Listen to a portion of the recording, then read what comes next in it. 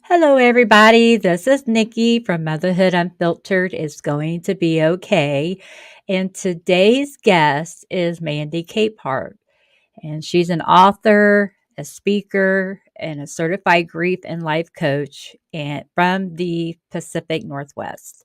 She's the founder of the Restorative Grief Project, and that is an online community of grievers and grief supporters looking for movement while they heal. So, but before we bring her on, I just want to remind everybody if you're watching this on YouTube to comment, like, and subscribe to the channel.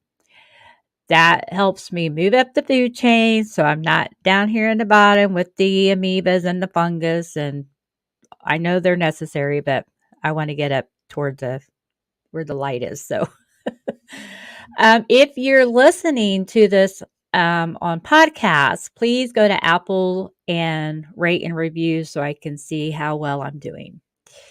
So, without further ado, here is Mandy Capehart, and I'm so glad she was able to join us today. Hi, Hi, Nikki. Mandy. How are you? Good. So, tell us about yourself and how you started your restorative grief um, movement. My words lost. They It's just okay. left my Words are head. overrated, to be honest. It's fine. So, I'm an author. I've been a writer most of my life. And the short version of it is that in 2020, when the pandemic shut down the US, I lost my job. I was working from home and trying to balance homeschooling, and it just wasn't going to fit. So I Mhm. stopped working for someone else and decided this is the season where I can really pour into something that means something to me. And that looked Right. like doing what I could to contribute to an increase in grief literacy in the world, knowing Mhm. very well that the pandemic was about to send us on this generational track of unmet grief and untended grief in the Yes. world. And I just didn't want to live in that world because I have been navigating the lack of grief literacy in my own world and the people around me Mhm. for a long time. My mom died in 2016, and she was Mhm. not the first person I'd lost, but I had definitely the most impactful. And so Right. Right. taking the opportunity to have that open time to write a book and Mhm. tell my story, but also to kind of bring some of the things I'd been working on and learning about loss to the surface, really Mhm. expedited because in that fall of 2020, our town had a wildfire that just annihilated most of the affordable housing in our region. And so Oh we Lord. immediately had this incredible need and great sense of loss on a very Yeah. practical level in our community. And what ended up happening was I created this restorative grief project as a way Mhm. for people to just show up and not have to be told, well, here's what you can do. You should be doing all these things to get better. And now that you have housing and now that you have food or Mhm. whatever it was, all of the prescriptions that we think fix grief, Right. this became a very safe place for people to fall apart and not have any answers and to make it to feel safe not feeling okay. So that's a Wow. very nutshell version of how I got started and where it Right. began. Well, so describe your the model of grieving. Is it the same for everybody? I mean, even though it might be someone different, I mean, do we all go through the same steps and processes, or is it different? It's a really good question because we have this idea that there is a linear, prescriptive, easy path through grief, and you just have to find the right Mhm. person that knows how to say it the right way. But the truth Right. is, we all experience it very, very differently because we are all Mhm. incredibly unique individuals. And so, the model that I use for people is very individual centered. So, Mhm. I look at the person as a whole person, and my work is all driven around helping a person find their own values and what's important to them, and Mhm. bringing those values face to face with who they are in their head, their heart, their body, and their spirit. Because as we are grieving, all four parts of who we are, head, heart, body, spirit, are just thrown into Mhm. disarray. We feel crazy in our thoughts, or we feel untethered in our thoughts, rather. We feel Yeah. wild in our emotions. Our bodies carry Mhm. such pain and nausea and aches, and our spirits disconnect from ourselves, from everyone around us, from our community, from our faith, whatever that looks like. And so Right. what I have found is that in order to move forward through the grieving process, whatever that looks like for us, we have to know Mhm. where we're headed, but we don't really know where we're headed or what would be a good place for us Yeah. to head toward if Right. we don't know who we are and what matters. So Right. a lot of the work we do is just helping people identify, like, what is important to you? What are your values in this Mhm. season? Not like the characteristics that define the entirety of who you are. Right now, Mhm. what is valuable to you? Just a couple of things. And Mhm. once you have those in hand, how do we then look at what your thoughts are like and what you're going through mentally, or your emotions, or in your body, or in Mhm. your spirit, and find some tools that can help you realign with a centered sense of peace and stillness within. That is such a great concept because I could definitely see someone who loses someone, um, maybe it's a spouse or a partner, and you've always identified yourself with them. You know, Hmm. you've been together and now they're gone. And Yeah. I would definitely feel like what I would be lost, especially if, I lost my husband. And I could that's such a great like starting point. Let's Yeah. do this and then we can, go to the next step. So I remember us talking when we did our prep talk that um, you there wasn't really a lot of material out there to help people um, work through the grieving process. So Mm. so what is the grief literacy and why is it necessary? Yeah. So grief literacy is just a fancy way of saying learning about loss, because what Mhm. we have traditionally held on to are the 5 steps of grieving, which were not prescriptive for people who are surviving a great loss in their lives. The 5 stages of Right. loss were originally designed as an observation, basically, to people who were terminally ill, and recognizing these Mhm. commonalities in their experience as they work toward their own place of acceptance. What we Mhm. experience as grievers in the real world is so drastically different, because we can be feeling completely settled and grounded in one moment and be thrown for a complete loop over something as simple as a greeting or seeing a photograph. And so I think Yeah. what we have the responsibility to do as people who have grieved is to express honestly and vulnerably. I don't need your Uh-huh. platitudes. I don't need you to try and fix anything. I just need you to hear the experience and Right. gain a little bit of understanding about what it's like, because we all experience loss. We can Mhm. avoid it, and we can avoid processing it, but we're going to experience it. And so in Yeah. my world, the more people that I work with or talk to who are trained, so to speak, in how to Mhm. talk with a griever, or how to actually support someone in a way that feels supportive to them and not just, Mhm. satisfactory, like I did my thing and I contributed and Mhm. good job me. The Right. more likely we are to have a community that can actually really handle when there's significant loss. And so it's not that there's not a lot of material out there, because there's definitely a lot of material about grief. It's not Uh-huh. helpful material. It's Oh. often Mhm. harmful or reductive or Yeah. spiritual bypassing or toxic positivity that we don't realize is actually so harmful. We think we're being really helpful, but we're Uh-huh. creating bigger wounds for people. What's the what did you say? Toxic Toxic positivity? positivity. It's Yeah, explain the that good to vibes me. only. Good vibes only, Oh. or buck up, buttercup, or the idea that your emotions can be minimized because the Yeah, emotional experience is causing you pain. Well, it's gotcha. cyclical, right? Our thoughts feed into Mhm. our feelings, and our feelings make us act a certain way. And then in Mhm. response to those actions, we think a certain way. So it is cyclical. Right, But right. when we dismiss those uncomfortable emotions, we're also dismissing the fullness of our humanity. Just a little Yeah, thing there, yeah, just that like breadth of who yeah. we are. Yeah, that yeah, it seems like from my period of growing up, a lot of like if I fell and got hurt, I would be told, "Oh, you're fine," you know. Yeah. So, and I'm like, "No, I'm not fine. I broke my leg." It hurts. Right. So yeah, I could totally relate to that. Um, so let's talk about the disenfranchised grief.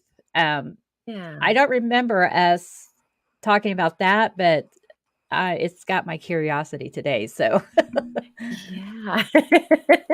So disenfranchised grief is basically grief events that don't really fit into the expectation your culture around you has of loss. And so hmm maybe you have a disappointment, or maybe you chose a course of action that has caused grief in your life, like a breakup, like, oh, I hmm broke up with them. Why am I grieving? We hear that a lot. hmm Disenfranchised grief just means that the culture has normalized pushing that aside and not allowed you in your fullness of humanity to actually experience that there is still a hmm loss associated, even when you if I quit a job and I still cared about the people I was with or the work that I did, I'm going to experience Okay. grief. And we've got this Right. wrong, harmful idea that like we are not allowed to feel complex thoughts and feelings if hmm we had something to do with the loss, right? As if grief is only valid if it happens to us and we can't influence it in any way. And that's just not true. Oh, so you're referring to not like the loss of like a death of somebody, but a loss of something in your life that you had contributed to, like you said, a job or maybe a relationship. But for Hmm. some reason or another, you decided to either get a new job or to break up with that person. And so, Right. yeah, I mean, I could definitely feel like, especially a job. I mean, I've been at my job for 20 years and I would be sad if I had to go someplace else, because I've worked there for a long time. I know a lot of people, and we've done great things together, in the job process. Um, so yeah, I could definitely relate to that. Having that sense of, or even when someone retires, that I've worked with for Yeah. a long time, I am like, so sad to see them go, but happy for them too, but but I'm It's sad because I'm complex. feeling selfish. Yeah, I'm feeling selfish about it because I'm like, well, who am I going to bother now if I need something? I have to find somebody new. Yeah. And that's exactly it. It's this idea that it's okay to have complex emotions that don't make sense, that feel uncomfortable. The Yeah. more we make space for people to feel uncomfortable and to exist in that discomfort and in that tension, the more the richer of a human experience Uh-huh. we'll have. I'm very very careful about making sure that even if things are uncomfortable, that we ask questions about Uh-huh. why. What's wrong with being Yeah. uncomfortable? I think, we're a little bit addicted to comfort, but that's a different Oh, conversation. yeah. I love my comfort. I'll just tell you that right now. But how does someone know when they're like done grieving? I sometimes Mhm. I feel like it never ends, especially when I think about my grandma who we lost a couple years ago. And there's still moments when I will say or see something and it reminds me of her. And I just, will start crying about it, am I still grieving or, is it just a one and done thing or how does that work? I think grief stays with us. It's not hmm a that loss is gone or suddenly I'm Yeah. okay not having that thing or that person. And certainly there are going Right. to be grief events that are much greater and more impactful on us long term. But I think Right. grieving is different. I think it's an active, engaging process that when you are grieving, you are experiencing the loss kind of firsthand. And hmm the more time we spend being intentional about that, hmm I think the more frequently we will experience those moments of grieving, like you were talking about, but it Mhm. will feel less disruptive. So, in Okay. a sense of Yeah. like, if you picture yourself on this path, right, that spirals in Mhm. on itself. So you start in the center and Mhm. you're slowly walking out. You're going to encounter places that you've come by before, but you're going at it from a different perspective. You're further out from the Mm. center of the event.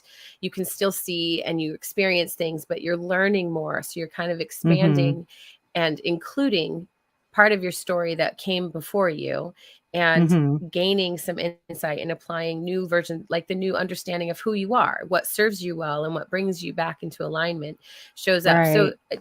I mean, the complicated answer there. The short answer, no, I don't think we ever really stop grieving, but Yeah. I do think we show up so differently to it every time it comes up, that that's Mhm. the ongoing act of healing, because I don't think we ever stop healing either. It's not an Right. arrival that we're looking for.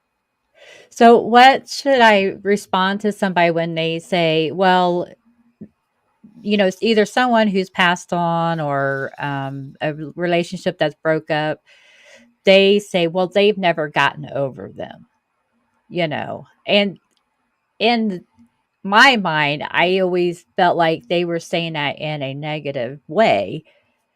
But I mean, who says you have to get over that person? I mean, if this is someone special to you, you've loved them, you've been with them for a long time, they're always going to be a part of you. I mean, Mhm. how can we react to that? I mean, I don't think they're trying to be hurtful, but, it Right. still is a negative connotation about Well, it. and I think noticing that that gut reaction is that you have a negative connotation to it is super important, Mhm. because the truth Mhm. is we are not islands. We are defined and build our perspectives and our personalities and our lives around our connections to other Mhm. people. And so it makes perfect sense that when one of those people is removed, we Mhm. have hangups and we feel Mhm. loss. Mhm. I had a conversation with my husband the other day about high school friendships, and Mhm. how I will still, I hear about people dying from my high school Yeah, class, and I I still, know. this long afterwards, feel something for them. That doesn't mean that I Right. haven't gotten over high school or that I'm living in the past. That means that I carry affection for people that I know and have known. And I want Yes. to know that they're well and healthy and Right. in the world.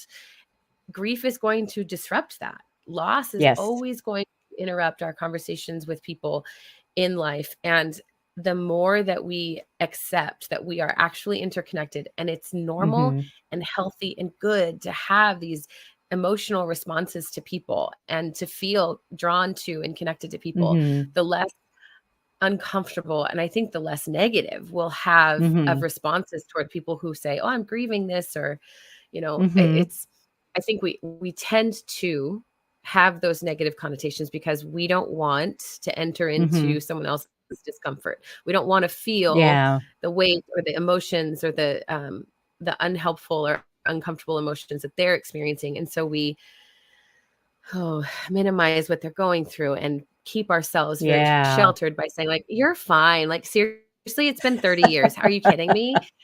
Minimized in that moment, shut down everything they're experiencing and made it back about me so that I can be comfortable. And Right. that's just a really unkind thing to do. So I Yeah, don't I can think that totally. I think to No, go answer your ahead. original question of like, what do I say when someone says I'm grieving this thing that happened so long ago? I tend to offer as an opportunity, because if they brought it up, they brought it up for a reason, right? So I tend to Right, say, "Do you right. want to talk about it? I'm happy to listen. I have no Yeah. advice or answers for you, but I'm available Oh, as a place to just let you process." yeah. Yeah, I'm Because a they good wouldn't bring it listener. up. Right. So if I know someone, um so are there times that is there things that we can do when someone we know is either going to lose someone or we're going to lose someone, Mm. maybe from a long illness, or you just feel like that relationship or job is not going to work out? Are there things we can do to prepare ourselves for that separation or that when we lose our loved one? Yeah, so you're talking about anticipatory grief, which is this I see something coming kind of a loss. Yeah. And the really damaging things, I guess what I'll say is what not to do. Oh, Because okay. anticipatory grief is somewhere, it's this place where we think, oh, thank goodness, I've got a set finite amount of time. I can say all the things I need to say. I can make sure that I spend as much time as possible with this person. I Uh-huh. can clean up any open, wounds or unresolved issues. Listen, my mom was diagnosed with cancer, and in 4 Mhm. months she was gone. The Mm. anticipation of her loss was amplified by my own pressure to Mhm. be present, to say all the things, to uproot my Mhm. life. I tried to move my Mhm. entire family across the state to a third of the income. We wouldn't have survived. We could not have survived on the income where we Yeah. would be living, Right. because I was so scared of what I was losing in Aw. those moments. So when you have anticipatory grief events, like you see something Mhm. coming, the most Mhm. precious thing you can do, in my opinion, for people is to make space to take all the shoulds off the table. It's really easy to get prescriptive and say, oh, you should call them every day. Should you? Oh, Is okay. that how your relationship has always been? Uh-uh. I don't know that Yeah. that's actually good advice. The pressure Yeah. and the pain and the fear of what you could say, I don't know. It's a tough one because the other It side of that is. is it's going to be based on every person. Some people might say, Right. yeah, actually calling every day would resolve some issues. Making more time in my life to go be with them actually would help me process this. But that's up to the individual. And as we get to know ourselves better and know our values Uh-huh. and know what brings us back into that centered feeling of wholeness in who we are, even in Right. anticipatory grief, then we are Right. able to say, oh, I see this grief event coming. I know that meditation helps me, or I know that travel helps me, or I know that actually talking to that person helps me. It disarms the Okay. fear of death, and it Right. disarms our fear Right. of this lack of control that we have over everything that we're going to experience. Yeah, it reminds me of the scene in Gone with the Wind at the very end when Melanie is on her deathbed and she wants to see Scarlett. And the doctor says, this is not the time for you to be like repenting of all your sins. This is not the Right. time. This is for her. And so Scarlett didn't, say anything or, whatever. So, Right. it kind of reminds me of that situation, when someone, or you're anticipating this event, to just, not try to stuff every little thing into those moments, Right. because I think that kind of takes away from, the actual being with that person, you know? It I don't know if does. I've It explained steals that the correctly. authenticity. No, you Mhm. totally did. It takes away the authenticity of who we are and the relationships that we have with one another Mhm. because we're trying to create something that we think is going to be meaningful. When the truth is, Yeah. being honest and spending time with people is the most valuable thing we can do in this life. We're always going to say the Right. wrong thing at some point. We're always going to feel like we didn't get enough time with someone. The more Right. time and Right. honesty and vulnerability we can pour into our relationships, the more grounded we will be when something awful and uncomfortable comes up. Wow. I love that. I'm glad we talked about that. My ex-mother-in-law says, "You know what? If you didn't come and see me when I was alive, don't come and see me when I'm dead." So, I was she was always just, black and white with her explanations, but I mean, it's kind of hits Oh, the that's mark. funny. Sure. Yeah. What do you miss? I don't know that you miss much. I I'm sorry. I know, Yeah. right? That's she funny. was she was a pistol.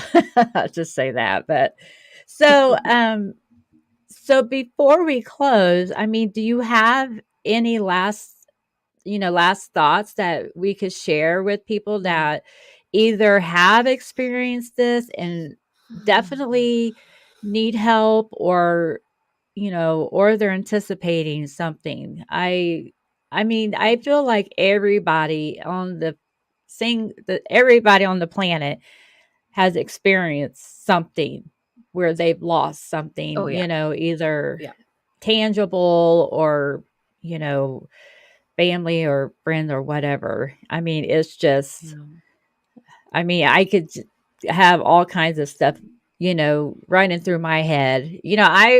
The one thing that probably is the worst for me is, I mean, I have had loved ones die, but was my divorce from my first husband. And Mhm.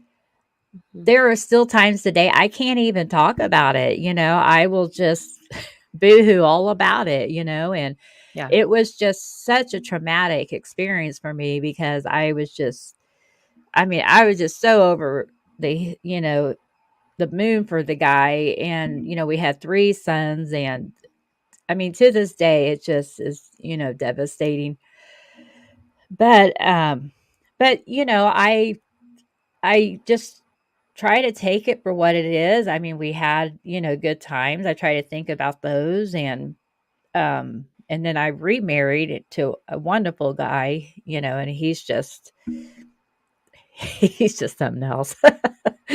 But so what would he's I don't even know how we got together. I mean, we're just too different, but anyway.